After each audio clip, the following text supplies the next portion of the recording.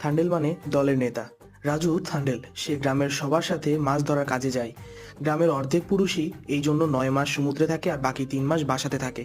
সমুদ্র অনেক ভয়ানক, যে কোনো সময় যে কোনো কারো মৃত্যু ঘটতে পারে।